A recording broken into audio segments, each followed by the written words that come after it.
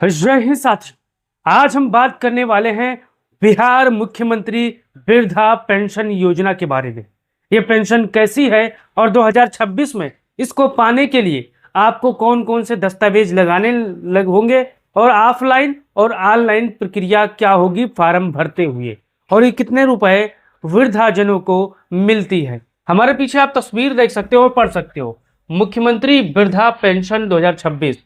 हर महीने मिलेंगे रुपए, बस जमा करना होगा आपको फॉर्म। अगर आपके घर में कोई 60 साल से ऊपर है, आपके घर में कोई वृद्धा है, या आपकी आय कम है और आपके घर में कोई ज्यादा उम्र का है, तो आपको वृद्धा पेंशन से उस व्यक्ति को, सज्जन को जोड़ देना है, ताकि हर महीने उसको कम से कम अच्छी खासी राशि मिले। अब यहाँ पर शुरुआत करते हैं बिहार मुख्यमंत्री वृद्धाजन पेंशन योजना 2026।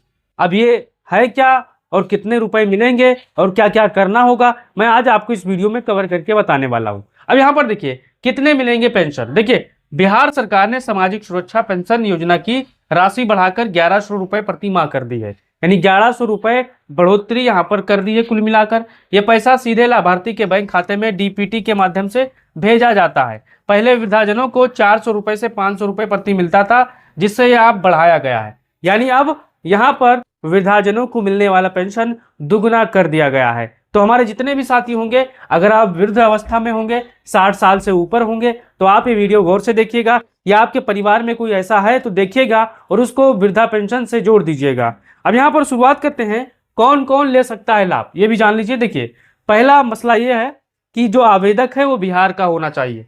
देखिए, बिहार का स्थायी निवासी होना चाहिए, आयु 60 वर्ष या उससे अधिक होनी चाहिए, आधार कार्ड उसका होना चाहिए, बैंक खाता आधार से लिंक होना चाहिए। सरकारी पेंशन प्राप्त करने वाले समानता पात्र नहीं होते, इस चीज को ध्यान देना है। अगर सरकारी विभाग में है और पेंशन पा रहे हैं तो वो चाहे 60 साल के हों चाहे 70 साल के हों, उनको पेंशन नहीं मिलेगी। अब यहाँ पर देखिए, किसी अन्य सामान्य सरकारी वृद्धावस्था पेंशन का लाभ नहीं ले रहे हैं, तभी इस पेंशन का लाभ उनको मिलेगा।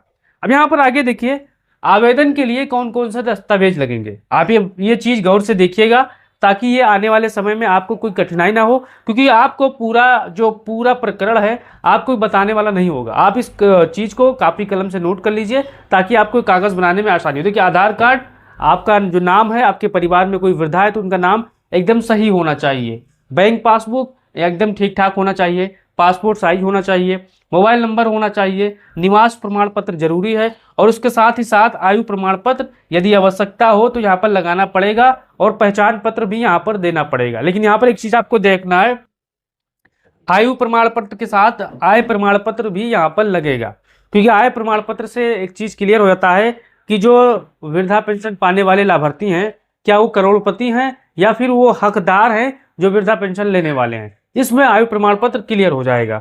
अब यहाँ पर देखिए, ऑनलाइन आवेदन कैसे करें। देखिए, ऑनलाइन तरीका और ऑफलाइन तरीका मैं दोनों आपको बताने वाला हूँ। देखिए, SSPMIS पोर्टल पर आपको जाना है, मुख्यमंत्री वृद्धा पेंशन योजना का चयन करना है, आधार नंबर आपको दर्ज करना है, व्यक्तिगत जानकारी आपको भरना है, बैंक खाते का वितरण आपको डालना है, आवश्यक दस्तावेज आपको अपलोड करना है, आवेदन जमा करें और आवेदन संख्या आपको सुरक्षित रखना है। अभी अगर आप पढ़े लिखे होंगे तो आप ऑनलाइन प्रक्रिया आप कर सकते हो, लेकिन सबसे ज्यादा जो इस्तेमाल होते हैं वो ऑफलाइन होते हैं। ऑफलाइन सबसे बेहतर होता है, क्योंकि ऑफलाइन पर ज्यादा लोगों का भरोसा हो रहा है। जो बेचारे हमारे पढ़े लिखे नहीं है, अनपढ़ है, तो उनके लिए बेहतर है। ऑफलाइन आवेदन कैसे करना है, देखिए, आपको ब्लॉक कार्यालय या प्रखंड कार्यालय आपको जाना है, RTPS काउंटर आपको जाना है, जन सेवा केंद्र आपको जाना है, और पंचायत कार्यालय आपको जाना है। अब सबसे बेहतर चीज मैं आपको क्या बताऊं, जन सेवा केंद्र है।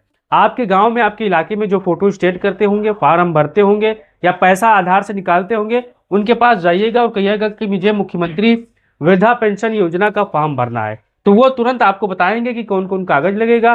फौरन आप हाथ में लिए लीजिएगा और यहाँ पर भर दीजिएगा, जो उनका शुल्क होता है 10, 20, 50 दे दीजिएगा। इनमें से किसी भी स्थान पर जाकर आवेदन आप कर सकते हैं। सबसे बढ़िया जन सेवा केंद्र ही है साथियों। अब यहाँ पर आगे देखिए, पैसा किस तारीख को खाते में आएगा। देखिए, बिहार सरकार ने पेंशन भुगतान को नियमित व्यवस्था की है। अब जैसे हर महीने सैलरी आती है, वैसे हर महीने पेंशन आएगी। अब यहाँ पर देखिए, बिहार सरकार ने पेंशन भुगतान को नियमित करने की व्यवस्था की है। सामान्यतः हर महीने निर्धारित तिथि पर DBT के माध्यम से राशि भेजी जाती है।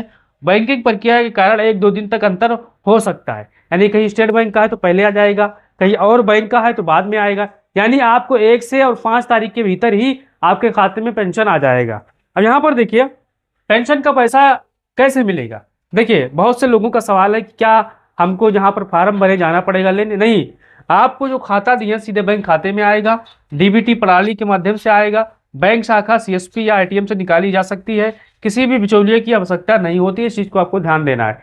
जैसे ही आप खाता नंबर दोगे तो आपके खाते में पैसा आएगा। अब देखिए आवेदन करने से पहले आपको इन बातों का विशेष ध्यान देना है, नहीं तो आप चूक कर जाओगे, आपका फॉर्म रिजेक्ट हो जाएगा, फिर वीडियो में आओगे कहोगे कि मिलता ही नहीं है। अब देखिए आधार और बैंक खाते में नाम एक जैसा होना चाहिए। आधार और बैंक खाते में नाम एक होना चाहिए। अगर आधार में गड़बड़ी है या बैंक खाते में गड़बड़ी है तो आपको इसको सही कराना है। अब देखिए बैंक खाता सक्रिय होना चाहिए, लेन देन होना चाहिए, आधार बैंक खाते से लिंक हो, मोबाइल नंबर चालू हो, आवेदन फॉर्म में सभी जानकारी सही भरे, दस्तावेज स्पष्ट और वैध होना चाहिए। अगर दस्तावेज गलत होंगे या मिटला हुआ नाम होगा, धुंधला नाम होगा तो उसमें गड़बड़ी हो सकती है। अब देखिए 2026 की बड़ी बातें, देखिए मैं इस योजना के बारे में आपको समझा रहा हूं। अगर आप इस योजना से जुड़ोगे तो आपको लाभ मिलेगा। अब देखिए मुख्यमंत्री वृद्धा पेंशन योजना बिहार, न्यूनतम उम्र 60 वर्ष होनी चाहिए। आवेदन ऑनलाइन ऑफलाइन आप दोनों कर सकते हैं। भुगतान आपको सीधे बैंक डीबीटी के माध्यम से पैसा आएगा। पेंशन राशि 1100 प्रति माह है। लाभार्थी बिहार के पात्र वरिष्ठ नागरिक हैं। अगर आप बिहार के ही होंगे तभी आप इसका लाभ ले सकते हो। अगर आप अन्य अन्य स्टेट के होंगे तो बताइएगा, तो मैं इसको भी बना दूंगा आपको। अब देखिए वृद्धाजनों और उनके परिवारों के लिए महत्वपूर्ण सलाह, जो हमारे वृद्धावस्था के साथी होंगे, बुजुर्ग होंगे, अगर या उनके परिवार के लोग वीडियो देख रहे होंगे तो आप इस चीज को ध्यान दीजिएगा। आधार और बैंक खाते की केवाईसी समय से आपको पूरी रखना है। अगर आधार और बैंक खाते की केवाईसी नहीं कराओगे तब आपका मसला फंस सकता है। मोबाइल नंबर आपको अपडेट रखना है। जो मोबाइल नंबर आपको देना है उसमें जो यहाँ पर वृद्धाजन है, बुजुर्ग हैं, उनका आधार उस मोबाइल नंबर से लिंक होना चाहिए। अब आवेदन या पेंशन स्थिति समय समय पर आपको जांचनी है। यदि कई महीने तक पैसा ना आए तो प्रखंड कार्यालय या संबंधित सामाजिक सुरक्षा कार्यालय पर आपको शिकायत करना है। वहां पर जाना है ब्लॉक कार्यालय और कहना है कि हमारा पेमेंट ऐसा हुआ है, पैसा आया नहीं, क्या कहा, तो वो बता देंगे क्या गड़बड़ी है। किसी एजेंट को पैसा देने की आवश्यकता नहीं है। पूरी प्रक्रिया सरकारी और पारदर्शी है साथियों। तो हमारे जितने भी साथी होंगे, क्या आपने वृद्धा पेंशन का लाभ लिया है बिहार में? अगर बिहार के आप साथी होंगे तो अपने तमाम बिहारी भाइयों को फैलाइएगा ताकि उनको इस योजना का लाभ मिल सके और वीडियो को शेयर करिएगा। जय हिंद।